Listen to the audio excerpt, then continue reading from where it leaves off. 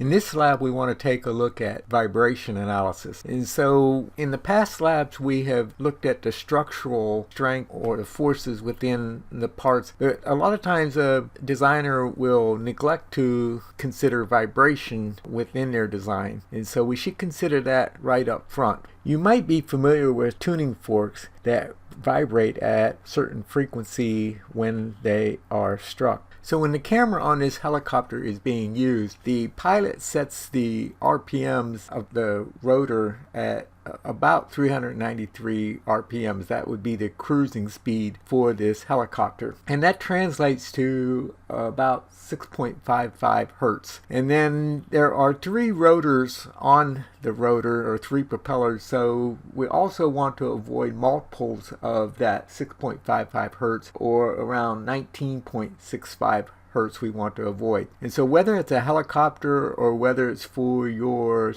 drone or your toy that you're going to be using for videoing, ideally the vibration of the mechanism has been considered as well. Now you can electronically remove some of the vibration, but it's best to remove it mechanically.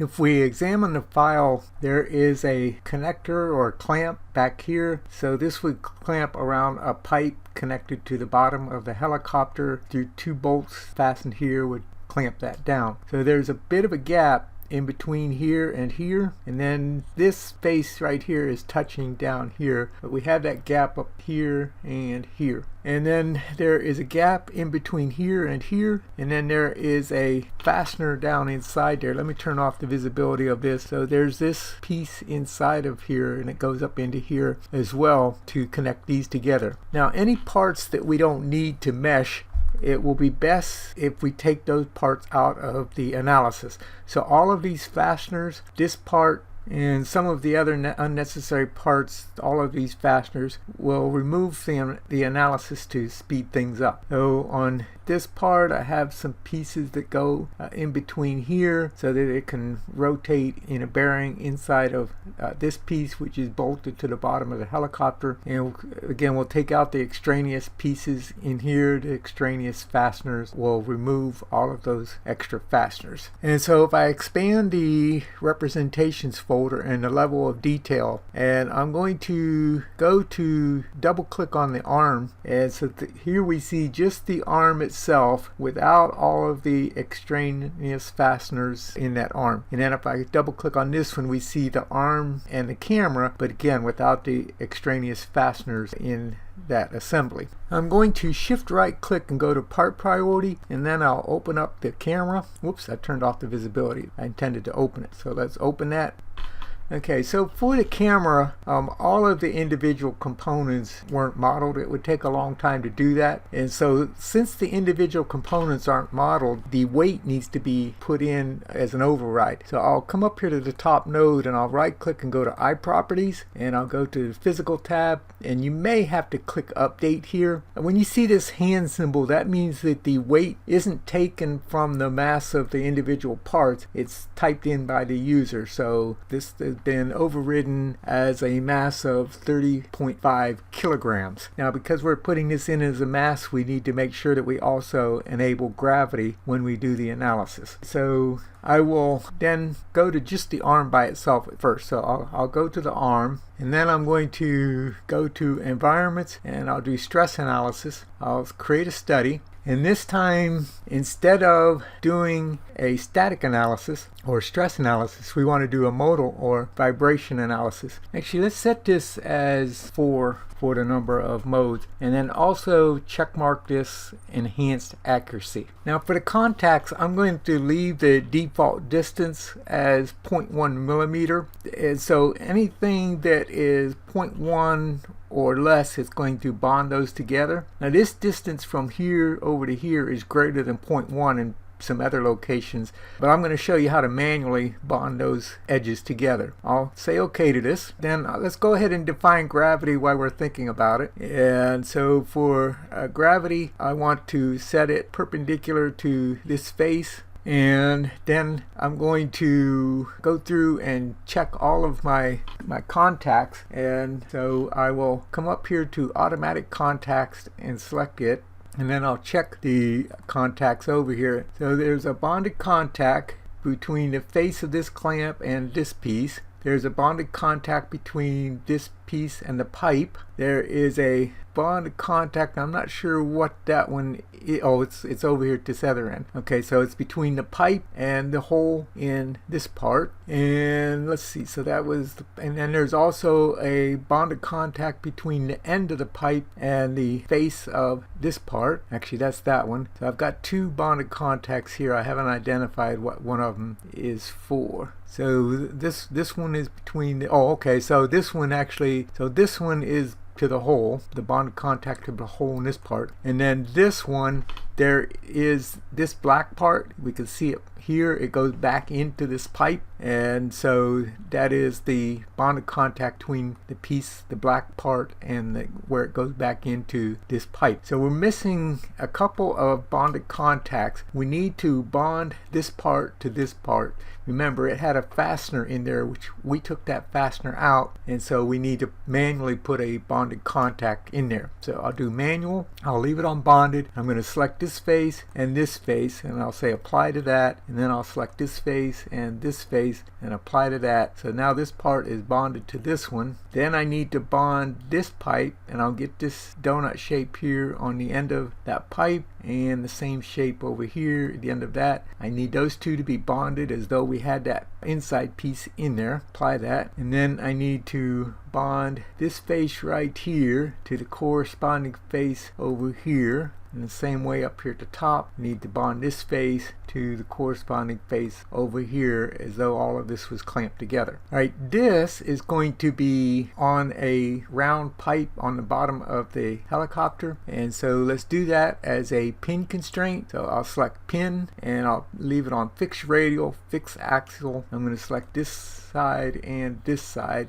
and I'll say OK to that. And then I'm going to do a fixed constraint on this face. So I'll do fixed, so that it bolted to the bottom of the helicopter on that face, and I'll select OK for that. Alright, so I've defined gravity, and that's the only force that we have on this. The constraints and the contacts, I'll go ahead and mesh the assembly, and I'll run my simulation. I'll turn off the visibility of the mesh view, and I'm going to reduce the exaggeration on this part. Now notice it says units up here, displacement millimeters. That's really not correct. The displacement is or in this case it's a unitless number. Just gives you an idea of how the part is displacing. It doesn't give you, it's not intended to give you an amount of displacement. So ignore these displacement numbers over here.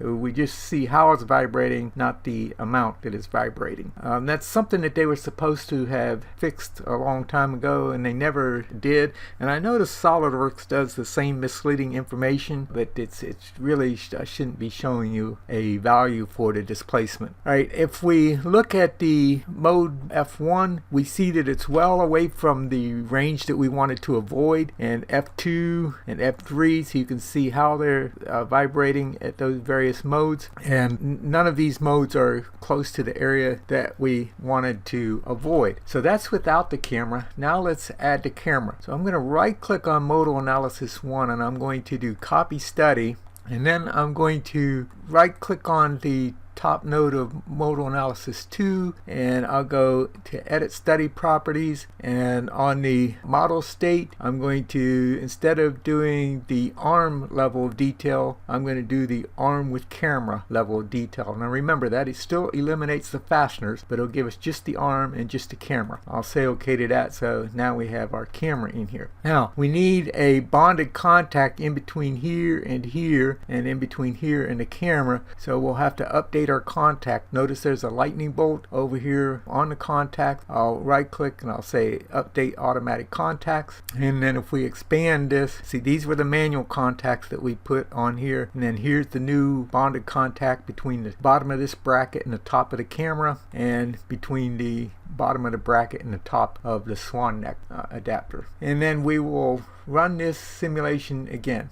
Alright, when that simulation is completed, when we check the modal frequencies, we see that frequency 1 is about 7.11 hertz. So we were trying to avoid anything around 6.6 hertz. So that's pretty close to frequency that we were trying to avoid. So potentially the blades of the helicopter increase or decrease RPM slightly, and we hit that frequency, that modal frequency or harmonic resonance that we were trying to avoid. And also we were trying to avoid 19, and I think it was 19.65, or more or less. So that's 21.6. That's close to that 19 hertz that we were trying to avoid. So we need to make some changes to our design to try to avoid this modal frequency 1 and 3 in this case. So let's copy Modal Analysis 2. So I'll do copy study, and then Modal Analysis 3, I'll right click and I'll go to Edit Study Properties, and instead of doing single point, this time let's tell it to do a parametric dimension analysis. Put that on parametric dimension. I'll say OK to that, and I'm going to expand the components over here, and then I'm going to go to the tube forward, and I'm going to tell it to show parameters for that tube forward, and I want to check mark the tube thickness. So I'm going to put a check mark here, so we're going to end up changing the thickness of that tube. And then I'm going to do the same thing for tube rear, so I'll say show parameters, and I'll check mark the tube thickness for that tube. I'll right click on swan neck, and I'll go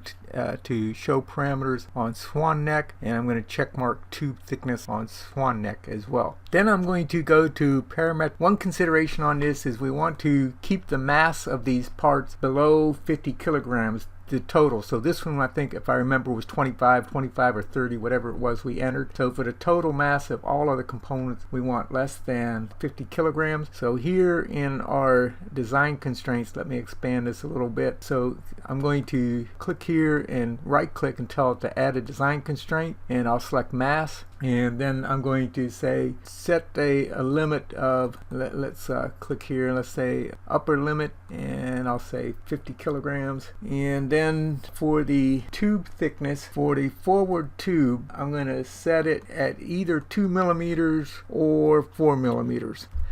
Now we wouldn't want to put these just to any size. We would want to put these to sizes that we can actually purchase off the shelf. And so the same way on this one, I'll do 2 or 4. And so right now it is actually 2 millimeters, and I'm going to increase the thickness to 4 millimeters.